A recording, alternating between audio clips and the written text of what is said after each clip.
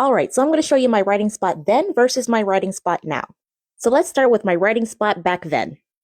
Okay, so during my entire teenage years, all the way up till I was 21, I would have a system. So every time I come back home from school, go ahead, undo my stuff, homework has already been ready. I will go ahead and place my folding table right in front of my bed. And then I will place a laptop mat and then laptop right here. And then I'm typing away. And then that's where I'll be till 4 o'clock in the morning.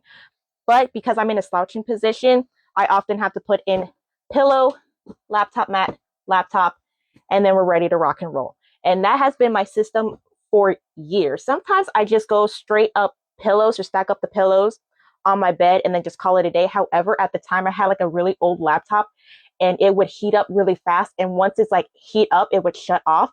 So my mom bought me this laptop mat and this was like an absolute game changer. Like that thing survived until I graduated college, and then that's when it decided to die. All right, so on with the now. So pretty much where I do 99% of my videos, I'm in my den, which is kind of like a 2-for-1 den slash office.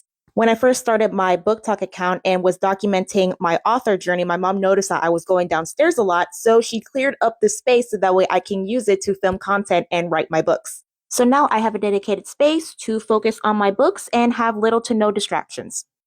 So this is my writing corner. So this is what my writing space looks like. It looks disastrous, but I promise you I have a system. I'm telling you, I have a system. So planner where I record all of my progress. Then we have the journal that has all of my outlines. Of course, you got to have the author copy in case I need to go back to it. And then all the post-its that's like taped down to my desk is like all the notes, the important notes that I need to like make sure everything makes sense.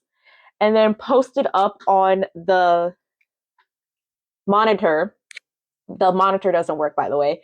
So I just use it as like a impromptu billboard. So I can post all of my stuff regarding printing, like the size of my book, the formatting, and all that fun jazz. And then, of course, I have like random sticky notes that I have scattered around, but it makes sense. It makes sense. And then, of course, hard drive, because you need to have like 12 versions of everything, because I have stuff that disappeared before. That wasn't fun. Wireless speaker. And of course, you have to add like a little bit of whimsy. My current obsession right now is Windbreaker. And then we have like little fidget toys, little squishies. I freaking love these. These are like, my brother gave them to me and I just use them all the time, especially when I'm doing like my read through or my editing. Like those are like my little fun toys. And then what kind of a author would I be with not having dozens of pens in various forms? So, and then can't forget the piles of sticky notes. I have sticky notes for days, as you can see. Then I also have like my little inspiration board, and then inspiration board part 2. You could see I have the exact copy in my room too.